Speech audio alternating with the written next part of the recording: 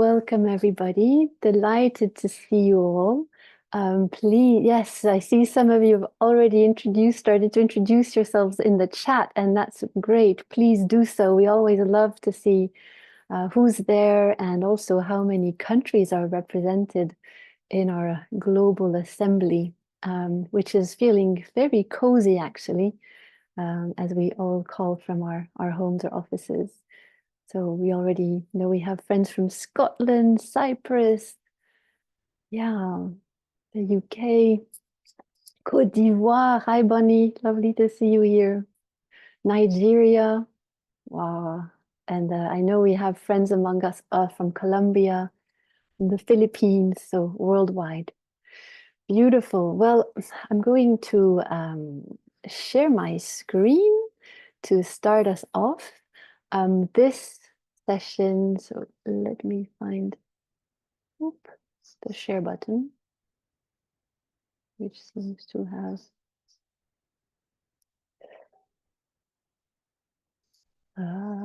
there we go. Sorry, under my nose.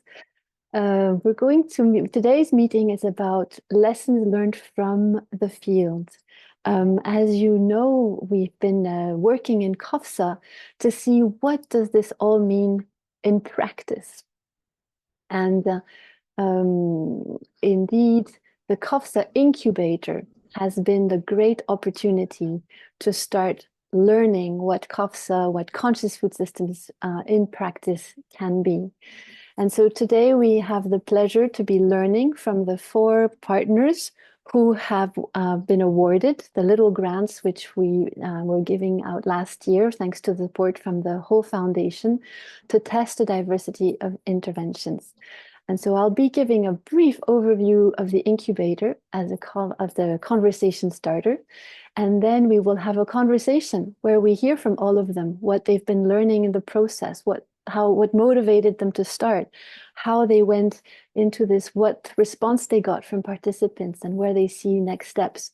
And then we'll go into breakout groups by project to give you the opportunity to be able to go deeper in your questions. So you'll have to choose one of the 4, which will be difficult, I'm sure, but at least you'll really go into the nitty-gritty in these groups, and then we'll come back all together.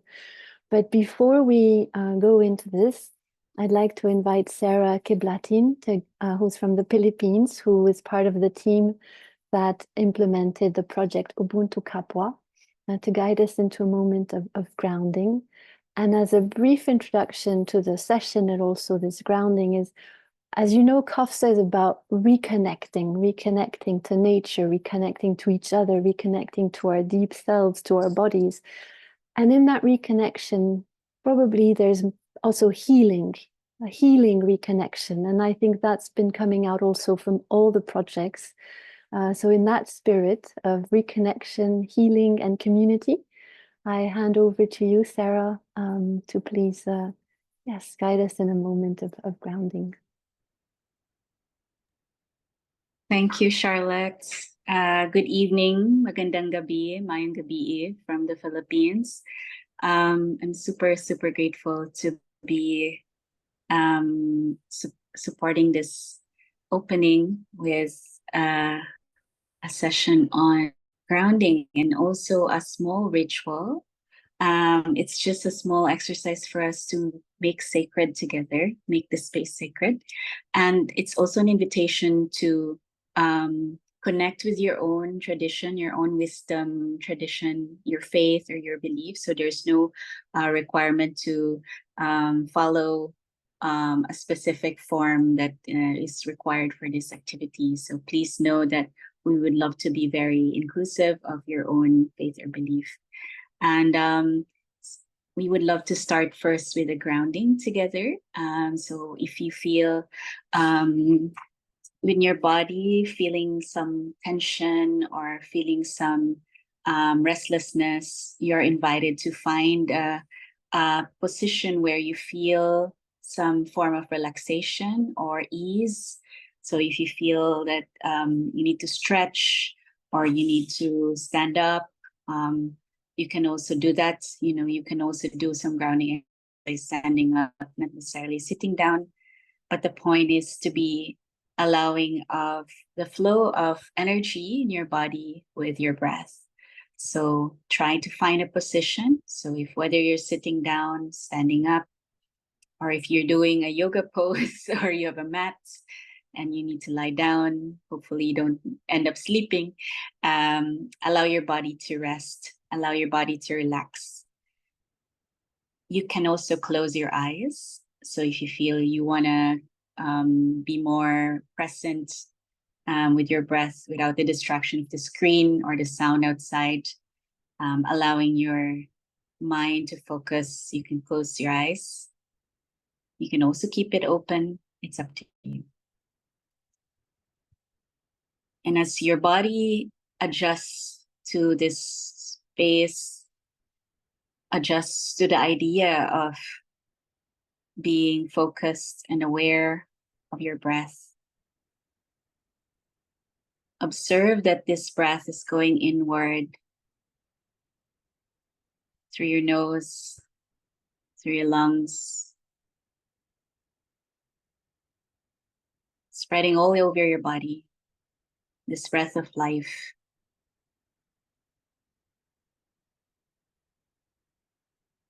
Exhaling,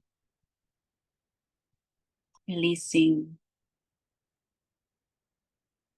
feel tension, being present with it, allowing your body to be aware of what it is telling you.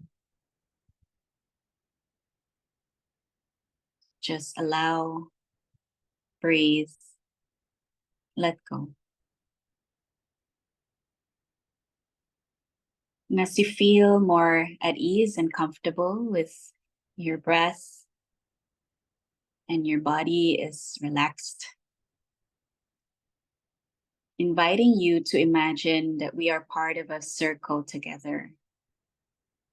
So the people around the world, from Switzerland, from Prague, Mexico, from Philippines and other parts of the world, we have come together in this gathering as a circle, imagining that you're beside a person. If you saw a person on your screen earlier that was beside you, imagining that person next to you as if you were together in person. And as we come together, imagine that we have lit a fire in the middle. And that fire is our compass or an altar that would guide us through this journey together for 1.5 hours. And as Charlotte shared, it is our a way of telling our story. So it will be a storytelling session around the fire. And because our gathering is an invitation to look at transforming food systems, and in our work on conscious food systems, we recognize that food is like a bridge to the sacred, to the divine. And it is what makes humans alive. It is what nourishes us. And without food, no life on earth would exist. And because of that, there's so much value when it comes to food. So our invitation is to think about what your tradition is and how food plays a role in it. In some tradition, it is an offering or a payment. It is a form of gratitude. It is a form of acknowledgement. It is a way to feed the spirits that are unseen. It is a way to make sure our ancestors know that we think of them. So depending on your tradition, think about what food means to you. And in the process, imagine a specific food, whether it's a fruit or a dish, that holds a memory of your tradition, of your intention for this circle. Something that holds meaning for you, your people, your family, It also doesn't have to be a tradition. It can be something that holds an important memory for you, just for your own personal experience. And as that food comes up to you, imagine that you're holding that food in your hands. And as we make this, make sacred, creating a sacred circle together, you're invited to place that food in the middle around the fire. And as you place that food, you're invited to place your intention. It can be a prayer, it can be a gratitude expression, it can be a request, it can be a payment.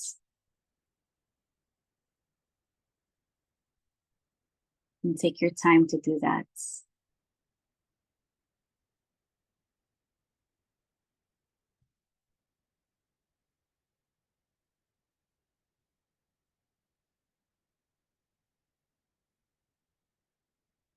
And as you do that, imagine that all of us together are doing it together. Food from around the world, spirituality from around the world, memories from around the world. And when you're done, imagine coming back to this space, connected to the circle together. And when you're ready, you can open your eyes. And you're very much welcome to type in the chat if you feel like sharing what you offered and what it was for, or what tradition it was about. And feel free to also place your country. That also helps reference what it means. Thank you very much and welcome.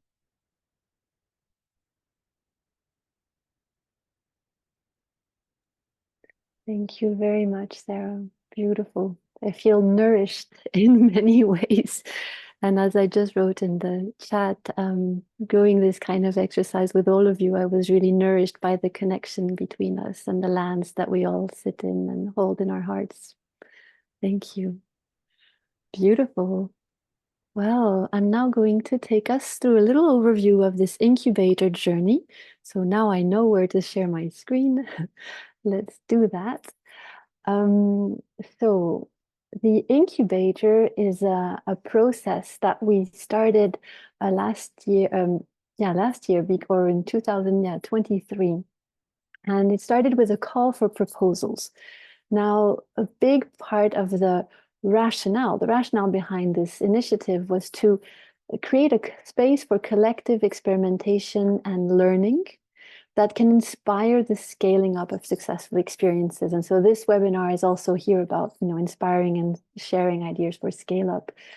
And to test and demonstrate how consciousness approaches can strengthen the inner capacities to create regenerative, sustainable, equitable food systems through a global portfolio of projects, and generate a set of learnings and learning resources in the form of case studies. And that's why we have the case study for each of the projects. And I think one of my colleagues will be sharing the links in the chat, and you can also go and visit them, because that's where you'll have a nice overview. So implementation, capitalizing, scaling up through advocacy, sharing, adapting, and learning. So it was the beginning of an adventure, and we can see together how we take it from here. Now, we were actually really touched by the success of the call for proposals. We had over 170 applications for the incubator. And we only had money for 4 interventions, and not a lot of money, $20,000 each. So it just shows how much interest this topic is generating. And as you can see, the applications were coming from a variety of regions, covering a number of interventions and diverse consciousness approaches. So we're really hitting, it's like the tip of the iceberg. So it was very, very hard to choose 4 from that list. But the 4 that we chose were, so one project by OPEPA, an NGO working on environmental education based in Colombia, represented today by Luis and Carmen. And their objective was to shift narratives around regenerative food systems through workshops with journalists, influentials, and with a foundational guide on regenerative food systems discourse. Food Sense Wales and Maniva Institute partnered, so represented by Katie and Teresa, partnered for the project Leak It, where they took the Brazilian methodology, which was the Manioca kit, created by Teresa and her team, to the Welsh context, which is it's meant to help school children reconnect with their ancestral food cultures through cooking, mindful eating, and workshops. We also had Shramik Bharti, represented by Rakesh, and maybe Nimani is also here with us, to teach farmers the principles of universal human values based on Madhya's darshan, coexistential philosophy, as a way of deepening their commitment to natural farming. And then from Ubuntu to Kapwa, so Sarah, Teresa, Sunita, Joshua, Konkonko were part of this team across continents. So Better World Cameroon, Living Story Landscapes, and Alianzas para la Abundancia, to experiment deep design, to explore ways of integrating indigenous wisdom and traditions into trainings on local food systems and regenerative cultures. So just a little bit more on each. So this is the work of Opepa, and you see they produced a beautiful guide, which we encourage you to read. It's also on the CoFSA website, and maybe one of my colleagues can put the link in the chat. They held 2 workshops, twice in French, twice in Spanish, and twice in English, to basically communication experts, but not only, to help guide them through a process of revisiting our narratives for food systems using the spiral of the work that reconnects by Joanna Macy, where you touch the gratitude, but also the pains, and as a basis to reimagining a more fruitful and hopeful perspective and future. And from these exercises, they drew up this beautiful guide for shaping new narratives on food systems transformation. So this is the index as an appetizer.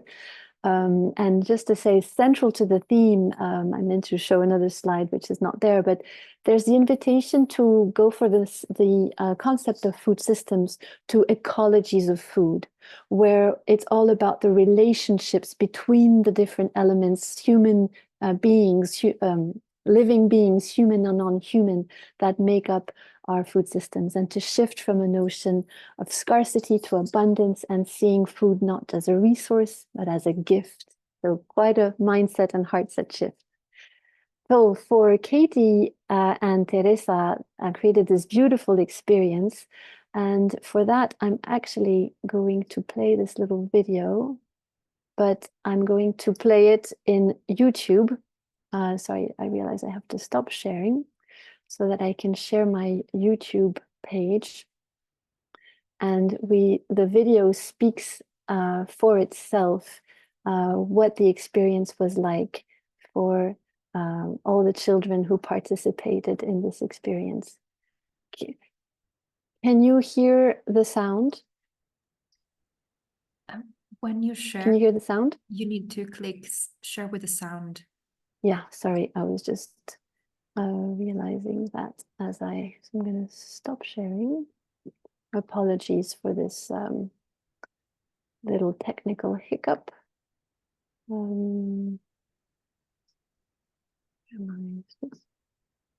Share.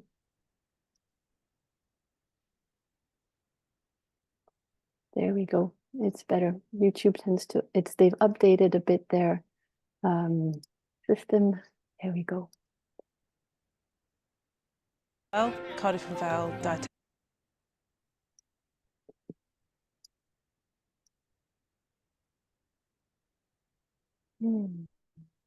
We're getting there. Got it.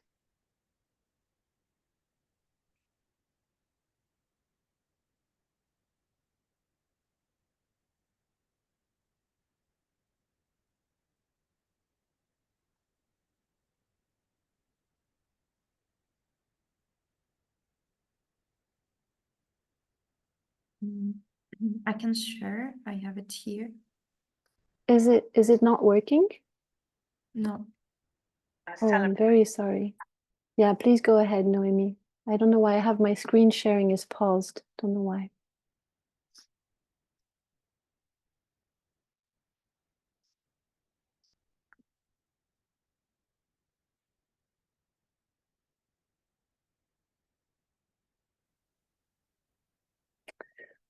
The Leak Kit is a new initiative which aims to connect children to their culture and heritage through food, in this case, the leek.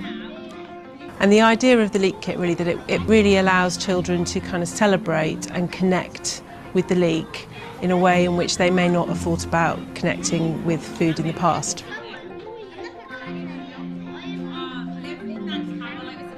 Bom, esse projeto começou com o encontro que houve entre a Kate e eu, porque a gente pertence a um grupo que nasceu durante a pandemia, onde várias ONGs mundiais se juntaram para tratar de problemas em comum. E logo que a gente se conheceu, a gente conectou e a gente queria fazer um projeto juntos, porque ela tem o Food Sense Wales e a gente tem o Instituto Maniva. Então são coisas complementares, são coisas que aprendem uma com as outras, eu acho super interessante. So what's fantastic about this project is we have this international partnership that includes the Conscious Food Systems Alliance, who are funding this pilot, but it also includes working with all of our partners on the ground as well. Cardiff and Vale Dietetic Department have been absolutely fundamental in developing the resources, and also working with Carwyn Graves, who is a food historian and has helped with the content of the legend of St David's. Mae gymaint o gyfoeth diwylliannol gyda ni yng Nghymru o gwmpas bwyd, hanes bwyd, ac wrth gwrs y genhinen reit yng nghanol hynny fel symbol o Gymreictod. Ond falle erbyn hyn, i ni wedi dechrau colli cysylltiad ac yn enwedig y genhedlaeth iau. A wedyn mae yna ffordd newydd creadigol fan hyn i ni ail-gyflwyno genhinen a'r chwedloniaeth a'r draftadaeth o gwmpas hynny i'r to iau. Então, o que eu espero no futuro desse projeto é que eu possa voltar para aprofundar um pouco mais, conhecer mais os programas, conhecer mais as escolas, conhecer os projetos de todo mundo que está participando disso. E, assim, o grande sonho é que isso possa realmente gerar um resultado positivo para as crianças aqui do País de Gales.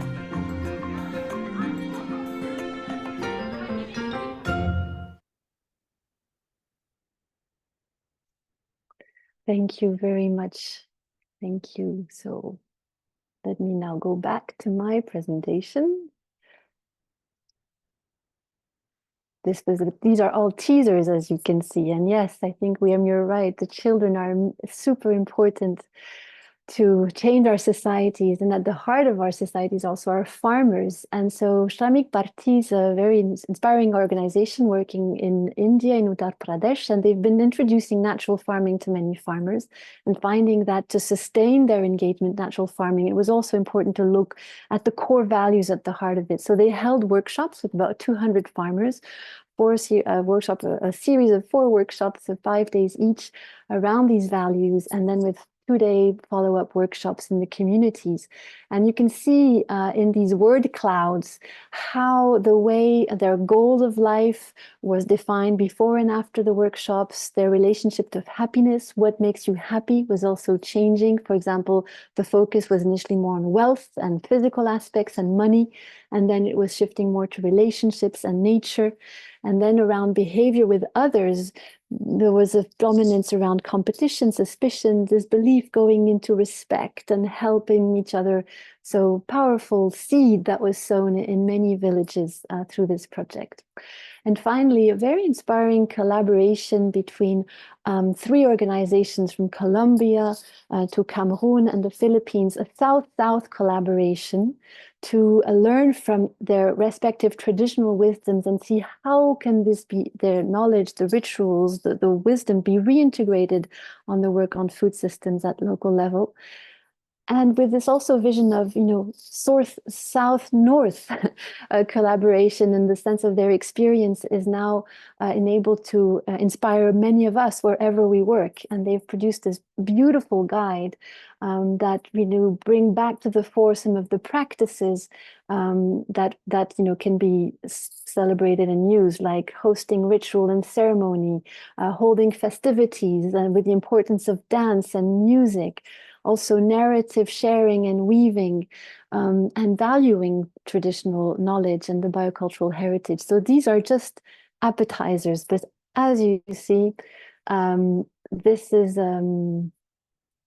a lot to whet your appetite.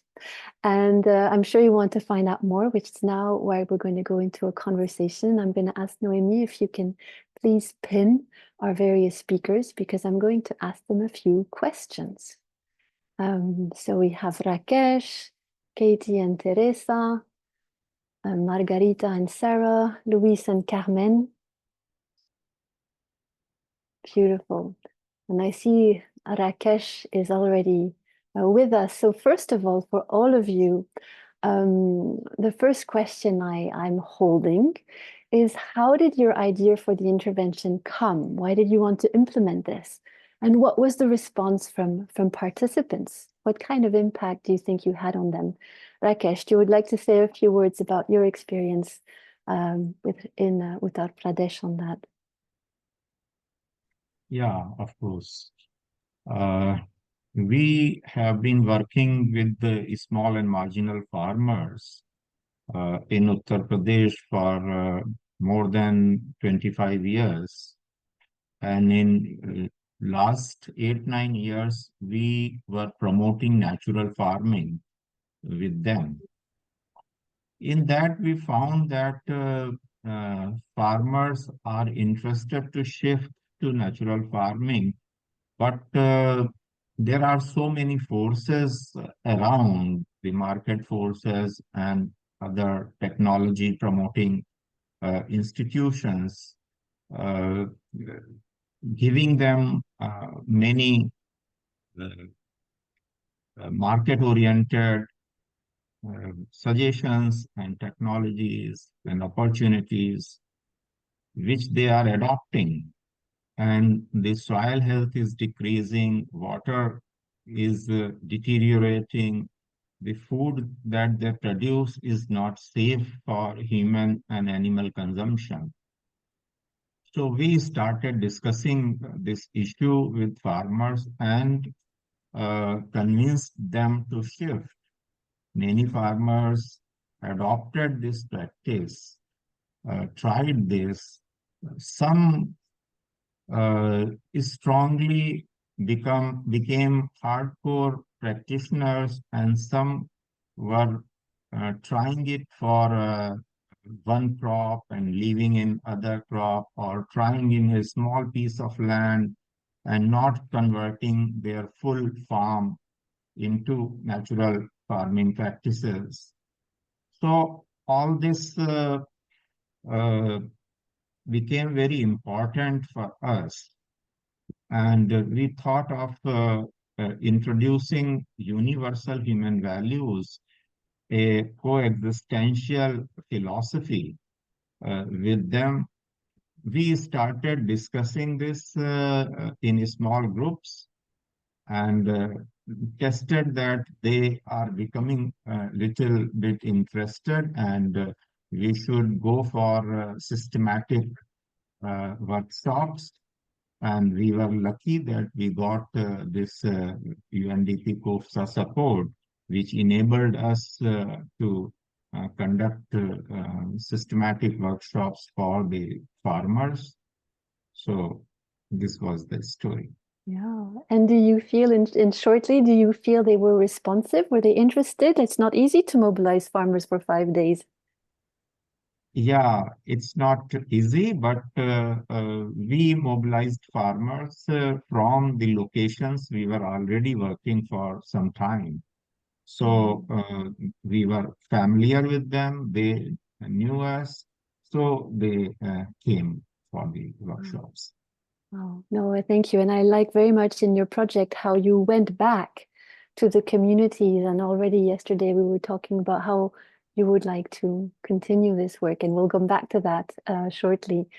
Teresa, I'm turning to you, because here we have Rakesh talking about changing behaviors, and sometimes it's about supporting the adoption of particular values from a very early age, working with children. Can you tell us more what got you into Manioca Kit and then this collaboration with Katie? Yes, well, in 2002 in Rio, Brazil, a group of chefs, which I belong to, started these workshops in public schools for children from the slums. And the first idea was to bring joy, to bring happiness to those kids because their situation is really tough. And food is a great way to bring joy. And then we chose a special food that was very connected to their path, and which was cassava, manioc. And because I was already researching about manioc's importance to Brazil culture, we did this little workshop with cartoons type of graphics, and we went to the school. And the main idea was to bring content of their own reality, their own past that they didn't realize sometimes, the cassava culture, not only the cassava culture as a food, but the cassava culture as something that was engaging their great-grandparents into work. So that went really, really it became a big thing, went to TV, everything. And I kept wondering if we could translate that to another culture, because what we were doing there was just taking the attention to the main item in their feeding, in their eating habits. So when I joined CoFSA and when the opportunity came, I met Katie and we start talking about, because she has a work with children in schools in Wales, and we start talking about this collaboration.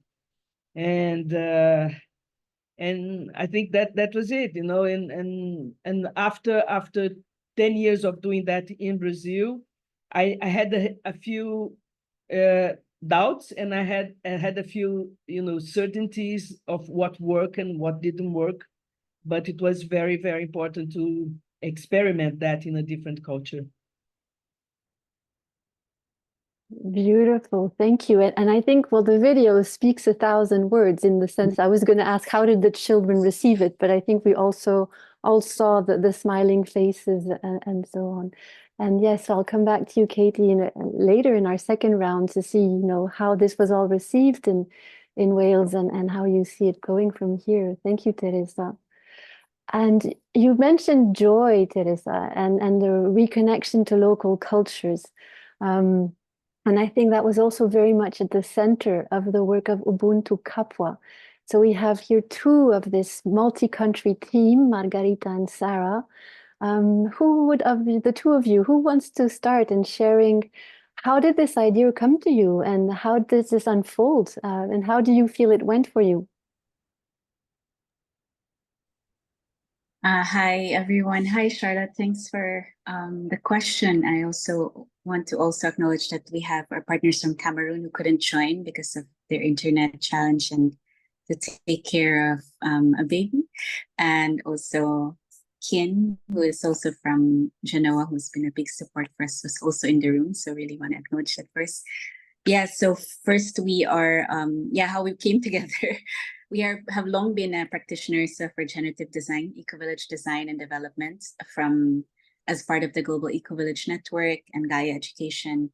And our work spans across 3 countries, from Africa, in Cameroon, in Latin America with Colombia, and in Asia, in the Philippines. And a really wise person that we learned from also, is more of an elder to us, Konkan Ko, who's from Cameroon. We were talking, every time we meet, like looking at, there's really a need for us to bring a south to north sharing of our wisdom, because most of the development agendas are coming from the north to south, and there's so much already being done.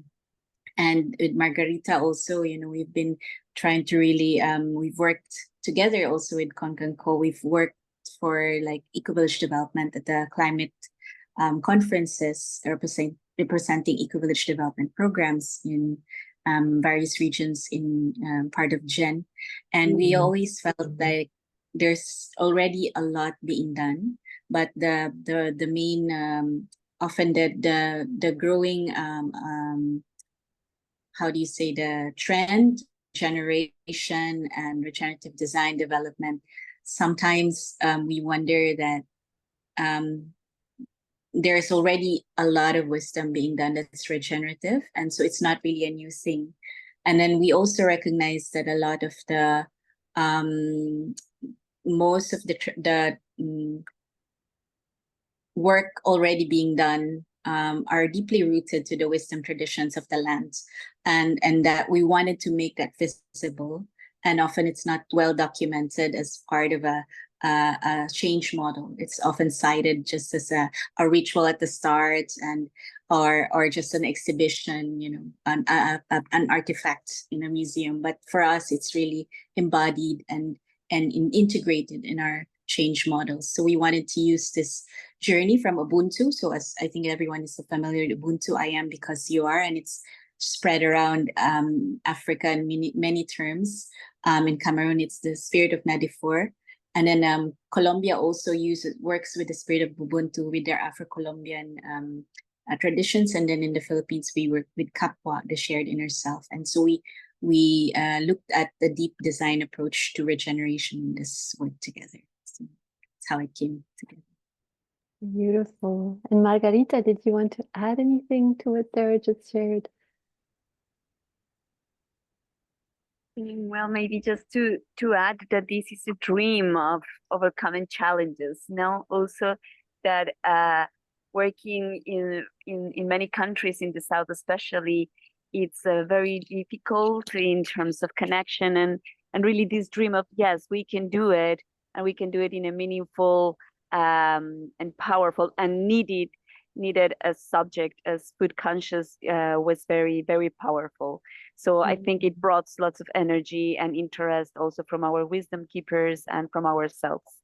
Beautiful. And you did wonderfully at managing the internet challenges. But I remember you hosting this beautiful launch. You were Margarita in Colombia with the elders in a ritual around a fire with flowers and a fire. And I was here in France, and it was also, there were wisdom keepers from the Philippines and Cameroon all together in a Zoom call.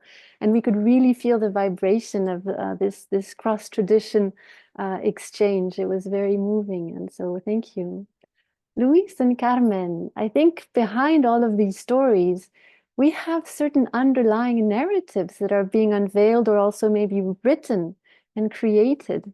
Who of the two of you wants to tell us a little bit about how you thought of eating and shaping the world and maybe the term actually even came to you as you were working rather than from the beginning. Yeah, go over to you. Correct. Thank you, Charlotte. And yeah, as you know, as we have been working not only in food systems but in education, we have realized that the way we tell stories really creates the realities we live in. So this is one of the main thoughts that have been hovering over us. And when we look at the story of food and food systems, it's usually being told from a perspective that really does not support imagination. It does not support reconnection or cultural appropriation. It's been a story that really separates us from food. So the process of globalization and industrialization of food has really disconnected us from the true meaning of food, which is the most intimate and deep connection we have with the land every day. You know, we nourish each other and we create what what emerged as the ecologies of food, which is actually realizing that the story of food is a story of an economy of love, an economy of gift. You know, when we eat anything, we're eating the radical collaboration of millions of microbes, nutrients, plants, insects, and all this interconnected and interdependent web that ultimately helps nourish life on the planet. So we're thinking that it was really important to create a process that allows people, especially communicators, to build new narratives that not only focus on the problems and the let's say the pains we have, but really can acknowledge the magic of evolution and the magic of life. Because if we look around us, it is truly amazing to see any of the expressions of life, the colors, the shapes, the forms, you know, the interactions the richness, everything is truly magical. So we need to recognize that magic. Obviously, we need to acknowledge the pains because we need to learn from, you know, what we have done to separate humans, nature, but also, you know, separate us from our food in our relationship. But then realize that the stories need to acknowledge also the potentials that living systems have. So we know living systems have the potential for regeneration, and this is what has allowed, you know, life to evolve for 3.8 billion years. So acknowledging also those potentials and recognizing the potentials is fundamental. So as we tell stories from the magic, recognizing pains, not to fall into pains, but to go through the pains, moving into the potentials, we can actually start telling stories of a world we want to see today, of a world we want to build for the future. And I think that really motivated us to create a mechanism for any communicator to actually build in these components into messages so that they can actually start seeing food as the ecologies of food, this, you know, truly complex and really intricate nourishing of life system. Beautiful. So this is what really brought us to this. And in one word, how has this guide or these ideas been received so far? I think they've been, in one word, that's a difficult one, but, you know, I think joyfully, because I think it has been liberating for people to actually release the problems and the apocalyptic perspective into the magic and the potentials, because that's what we really have moved, you know, we are moving forward.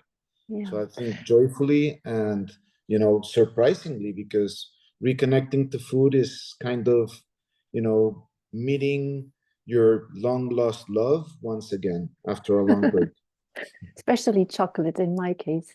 But I've actually had the pleasure of sharing the guide in 2 instances in the Inner Development Goals Forum in July, but also recently in an online event. And I see a lot of like, you know, like, wow, you know, eyes light up when I share this concept of ecologies of food. And I saw it again happen on the few faces I see on the screen. So I think, yeah, I think there's something there. Wow. So now I'd like to ask you all, well, are there any major lessons you learned? In particular, anything that was difficult that you had to overcome, or also things that went well? And where do you see yourself taking it from there? And maybe I'll go back to Rakesh and go in the same order again. Rakesh, was it, yeah, any hiccups you think, oh, next time we'll do things slightly differently? And what would be for you the scaling up from here? Yeah, what we are now planning after this round of workshops, we conducted follow-up 2 days workshops at the community level. Now we have identified few villages where the concentration of these farmers is more, who have joined these workshops and have shown interest to explore more deeply. So we will be conducting regular one-day sessions every month with them, and we will be trying to prepare a peer group of practitioners of universal human values in these villages so that they can improve their understanding, they complete their understanding, and also practice on their emotions and their behavior. So that is important for us, and that is a scale up for us. And we will be including the mental health issue along with this, because working on the emotions, working on the behavior improves the mental health of people and mental health has become another important issue in present society. Yes, beautiful indeed. And that's indeed one of the topics we're uncovering in CoFSA, farmers' well-being. And I think actually you are also quite interested in the methodology of communities of well-being, which is this assessment for regenerative communities. And you have the author of that methodology in the room here, Luis. So we also see some cross-fertilization across the projects and across CoFSA. Thank you. I also was inspired, Rakesh, by what you told me just the other day when I asked you, how about scaling up? And you said, well, for us, it's more about scaling deep. And I thank you for that. It was really important, I think, for our conversation. Katie, I go back now to Manioka Kip, it became Leakit. So you were from Wales, you saw it happen. You have your leak? I have my leak. I have How my did leak. how was it received from the Welsh perspective? And where are you taking the adventure from here? Right. So, well, and I think you wanted to ask about challenges as well, Charlotte. So I've got a whole great big list because I think I think they're really important.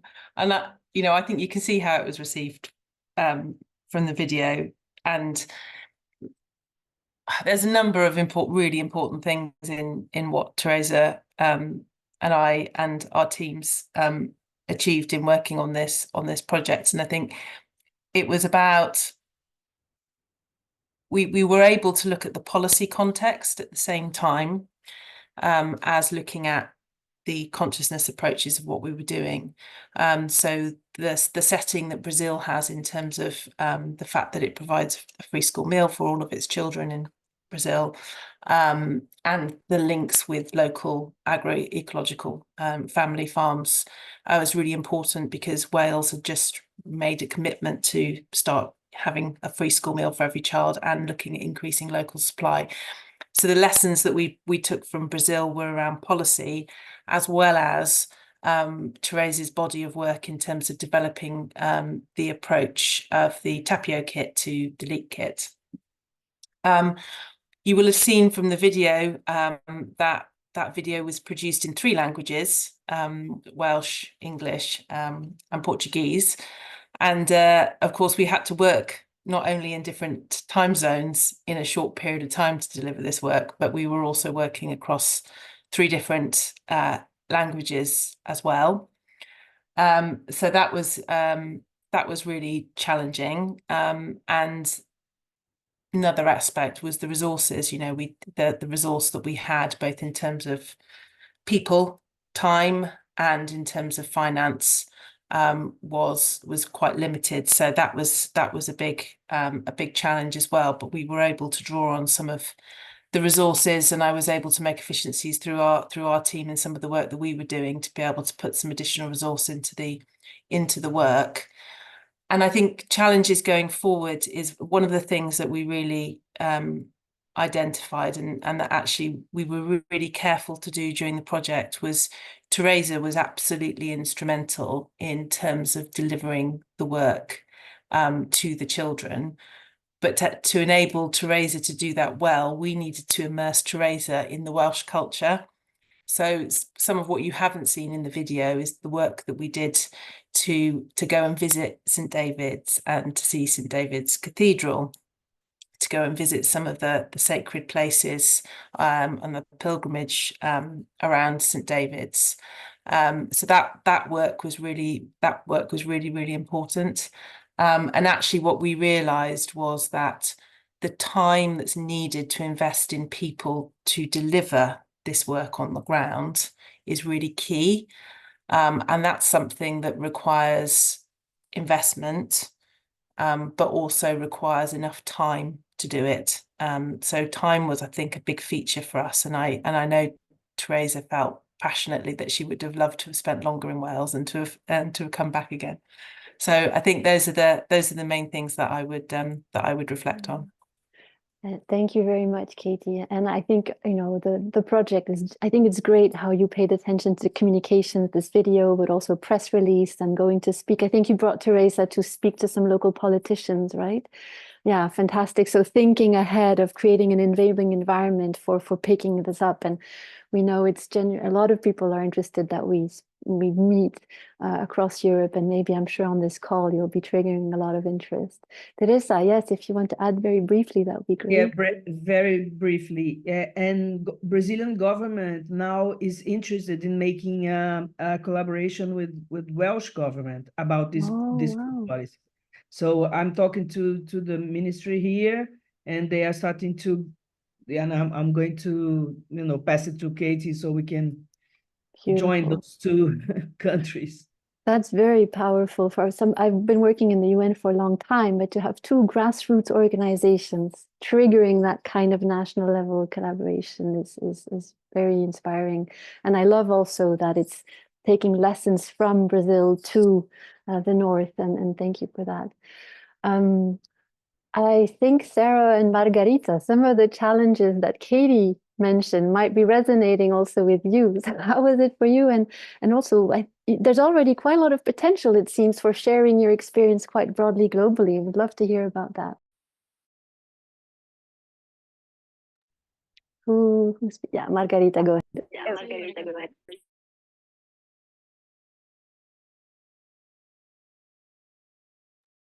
Sorry. Yeah, we this is one of the things, no, to bring the voices to, so as much as we want to be very efficient with the time, we are also very aware of the importance of hearing the different voices, no?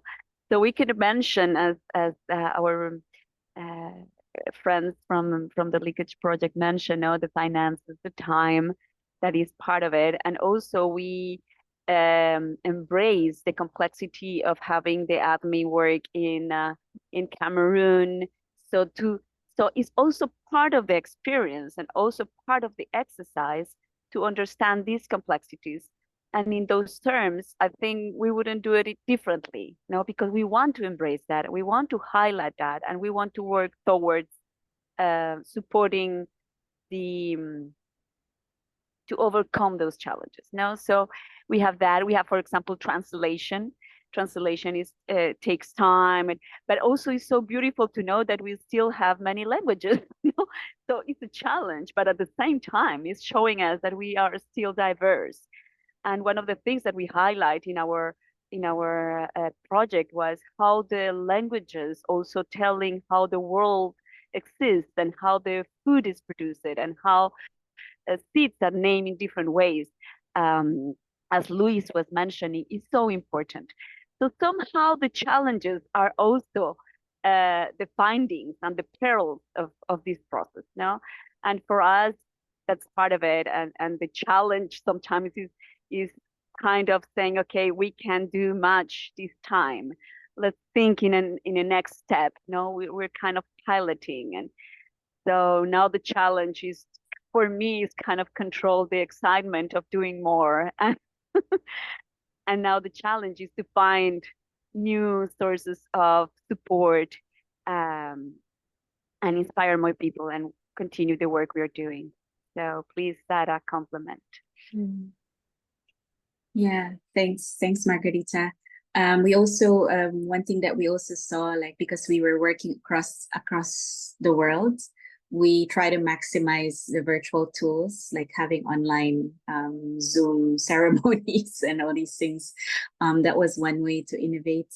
One thing that I felt, because we were so focused on traditional wisdom, we weren't able to highlight so much the common narratives we shared from colonization, climate change, and conflict, because all three countries have that experience. And for us, we would have been able to maximize on that. But of course, we feel like it's a phase one. We start first with the foundational, what is common among that is at the heart of the work. And maybe speaking of next steps, we're also hoping to share this work at the ORFC, the Oxford Real Farming Conference, and hopefully that could be the next discussion, like how does deep design for regenerative food systems contribute from the lens of those from the edges, and in a time of the poly crisis, what can we learn from decolonizing, addressing conflict and climate and all these complexities, and that how does going deeper into sacred wisdom contribute to a world in collapse. So that's our hope. Thanks. Beautiful. Yes, and thank you very much. And I believe most of you are very wonderful facilitators and trainers, and I'm already see you spreading your experience and continuing to enrich it. And I'm sure there are many people very curious to actually know more. Thank you very much. And I now turn Carmen, last bit of our round on well, how are we going to take this creativity of building new narratives to a broader audience? Any thoughts? And how was the journey for you so far? Thank you, Charlotte. Yes, I think for us, one of the main lessons was the process of the first process, which was building the guide. So during the research, we were able to find many guides like within the realm of food systems and agriculture that try to give tips on how to write new stories or from new perspectives. So our main challenge was obviously to be able to offer something new that went beyond like standard or generalist recommendations of journalistic guides. Also broadening to the idea that in our world today, anybody can be a communicator, anybody can be a journalist, even if they are not properly trained or even if they are not writing or amplifying their message through a specific media outlet. No, anybody can do it because everybody has social media. And of course, there are also the guides that focus specifically in being highly critical in how the dominant actors of the food system spin and control most narratives that enter into the mainstream. And these, of course, were very important. They actually were part of our references and sources. But as we dived in, we realized that we wanted to do something that went beyond just the intellect, or the mental analysis. So this actually required a deep spiritual dive on behalf of me and Luis and Cristina, which were we are the team that created the guide. We are all experienced in food systems, looked at it from an objective perspective. So this really required a spiritual dive to really understand the power of food. And this was what was able, this journey, what was the way that we were able to really understand that food is what embodies our true relationship with nature, because we are food. We eat food, but we are also food.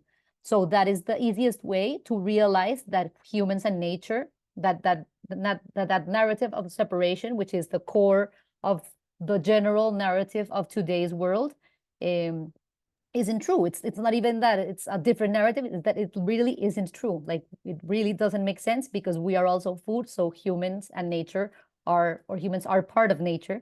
And this realization was the one that helped us create the concept of ecologies of food. So we were able to understand the food system itself as something very relational and that went beyond the human realm and to the non-human realm. And also to be able to understand what we understand today as externalities or problems of the food systems as pains, as Luis said, pains that we have to power through, that we have to understand and feel them as our own, but also be able to surpass them. And in terms of the workshop, obviously there were some like formal challenges regarding the fact that it was virtual. It was with people from all over the world. We had people from Latin America, from Europe, from Asia. It was a big group. I think it was like 30 or 35 people per workshop. It was online. So again, just to be able to convey this important message online and in a small space of time was hard.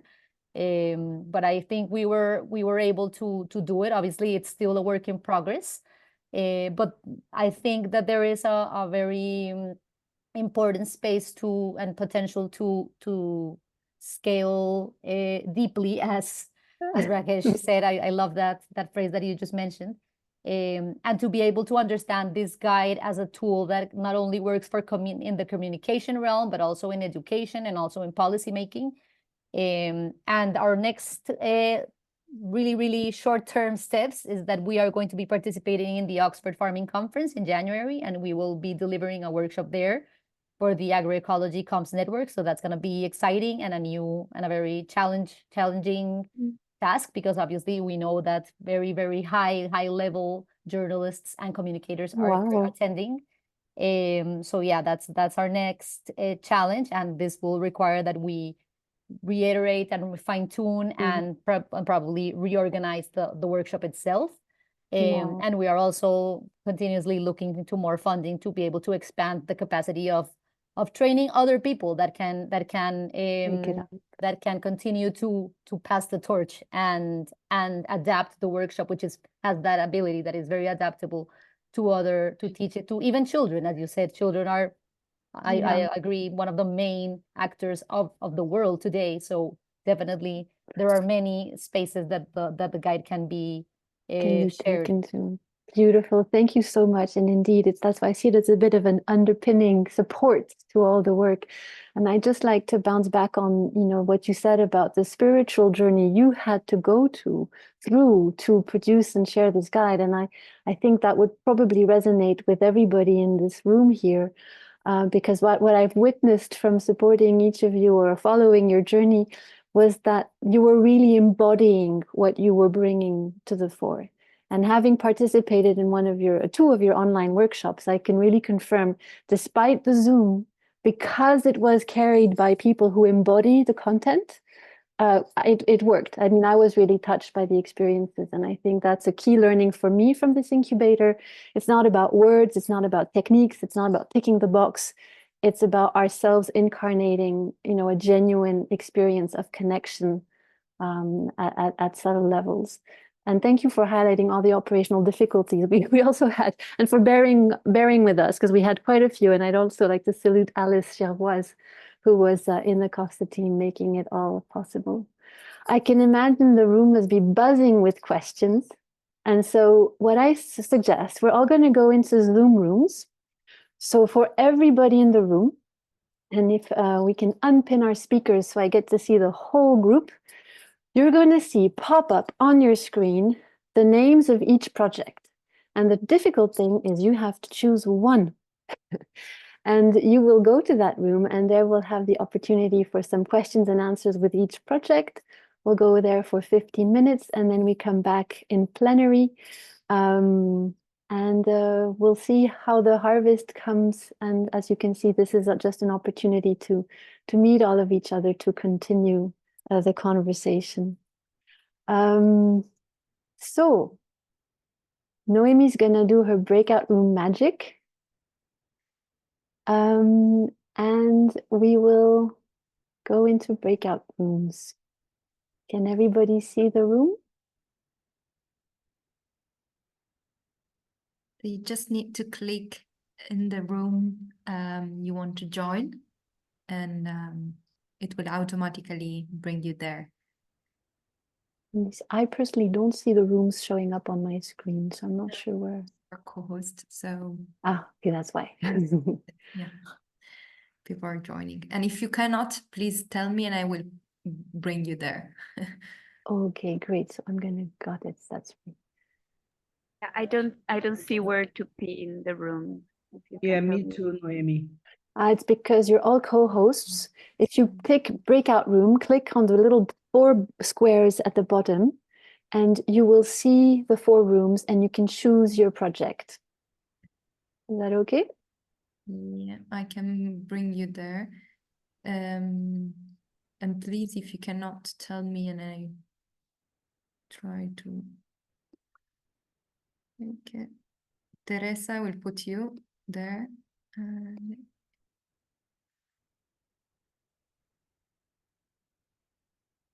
Perfect.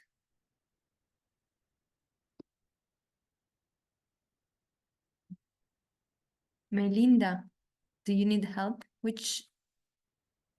I cannot hear you.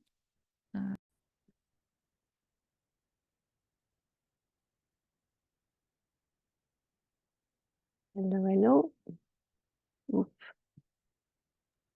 Yes, we can hear you, Charlotte. Okay, good. Sorry. Yes, I see everybody's coming back.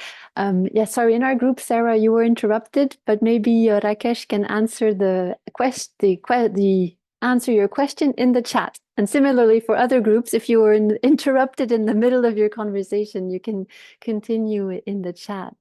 Thank you all. How did it go?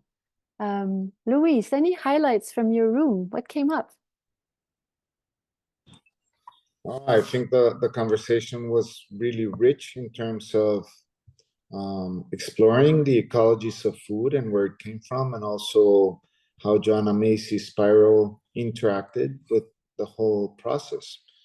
And I would bring back the idea of radical collaborations and gifting economies that arose in the conversation, and how our entanglements as living beings really are based on those relationships of giving and not relationships of taking.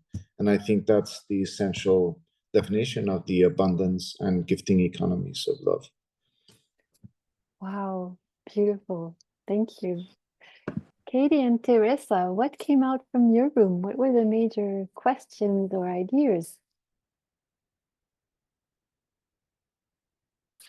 I think that one thing that came up, which I think is interesting, is the involvement of the family, parents in the workshop. And that's something that we have to pay attention to. And what else, Katie? I think it was an extension of the discussion around the challenges, and I think we had a slightly broader discussion of how people who are working in this space, the NGOs that are working in this space, suffer from a lack of resource, financial and time resource. That is a barrier to us progressing work at the speed and depth at which it needs to be progressed at. Yeah. And yet, I mean, just a personal reflection of what I found. So, I mean, I was amazed by how much all of you did with what is honestly very limited funding. And this, you know, that's our limited capacity. We wish we had more, but it was not possible. But yet the scope for, like, when you, all of you have developed guides, training guides and resources that are there available now for the community. And yes, we want to find resources so that these guides and resources can be taken to a broader audience. But I think there's absolutely huge potential. I see them as seeds that could really have a global impact and inspire many people around the world. I think a good example, Charlotte, of that is the so it's absolutely beautiful work, the guides that came from Brazil that we made the leak kit into, but actually now if we want to take that into schools work in the UK mostly through interactive whiteboards.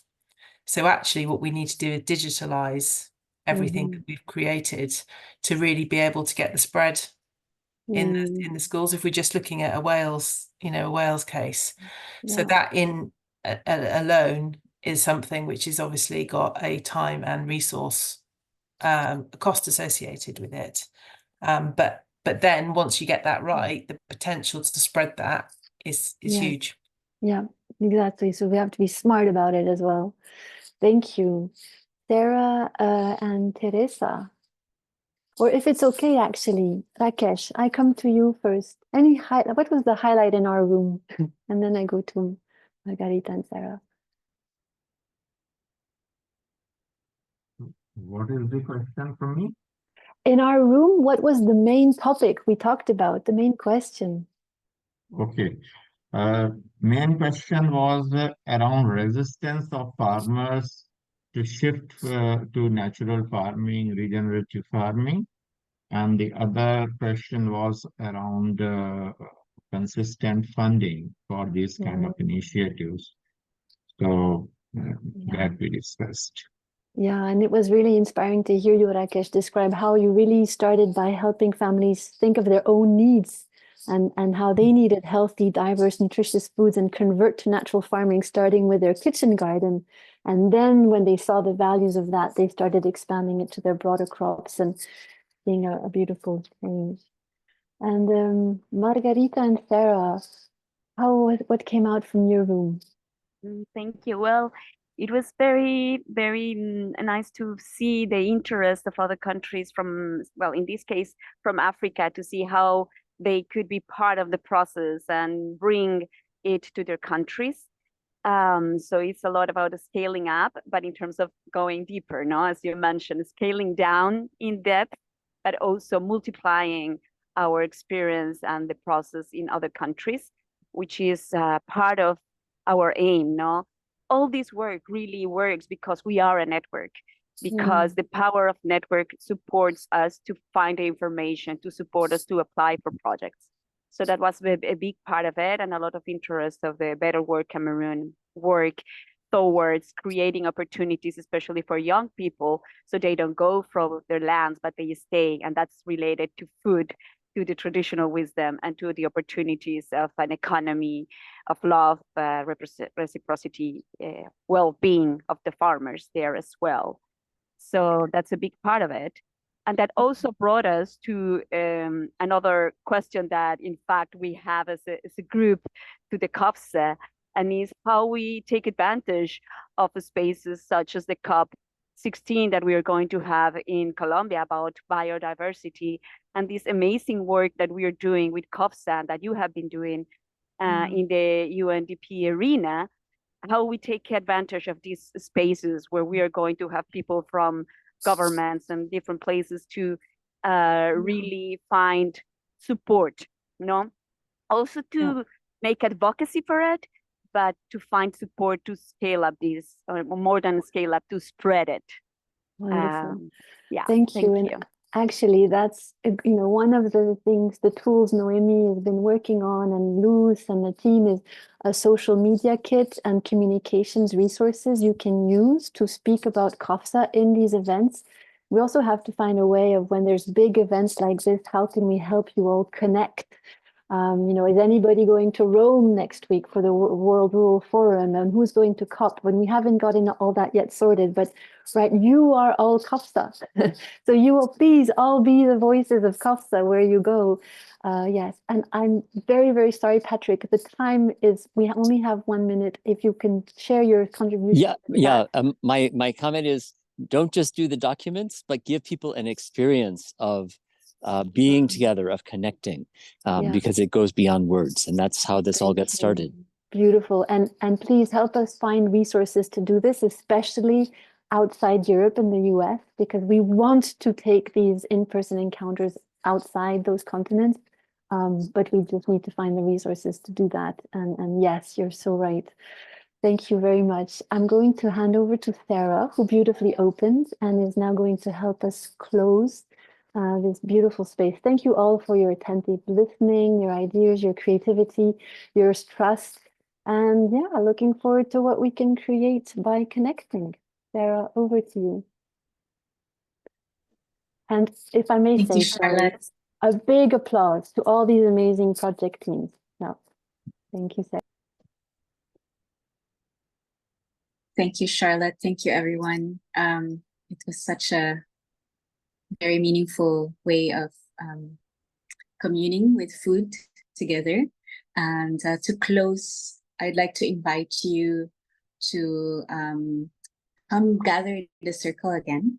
And all I can think of actually is, if you would allow me, is to think about the suffering happening in the world, and that we would at least use this moment, a minute or two, to make an offering, a food offering, or a prayer, to offer a sense of hope. If you would like to close your eyes, you're also welcome to that. And I'm inviting us as well back to the circle together. And I am reminded of the gardens that we work with in disasters and conflict zones and climate change. And in the garden, our goal was to start with food, because food was always the first thing people will look for and very much need. And in the garden offers a space of hope and resilience and well-being and nourishment. And so in this garden, inviting you to think about the places in the world that are dealing with suffering at the moment, the conflict in parts of the world going through genocide, going through loss and suffering. Also parts of the world that are facing really difficulties with the hurricanes and typhoons and cyclones. All these places that would benefit from the gift of food, the gift of prayer. And in this garden together, I invite you to think about what would you like to grow as an offering to these places, an offering as a way to offer hope and healing. And so you can think about a seed, a fruit or a vegetable that you want to grow for them. And just take that moment. Either you can connect with one place, face that you saw on social media, part of the work that you've done in the past that are still going through suffering. The moment doesn't have to be just now. And imagining in the Tibetan tradition of there of this meditation where you look at the suffering of the other and inviting you to be in compassion with that suffering, and then in the other cycle of your breathing, offer back a sense of hope and compassion to that person. It's called Tonglen. And so in the process, when we offer back, it's instead of a breath, it's food that we want to bring.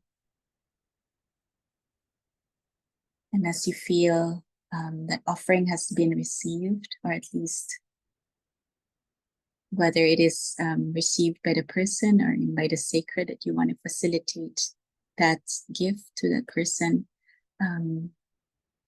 feel free to open your eyes and you're back to this space and to see this beautiful circle wonderfully prepared by the CoFSA team. What a magical way to open our eyes to. And thinking about the food that we shared and partook together. Thank you so much. Thank you, Sarah. Thank you all. Have a beautiful end of the day.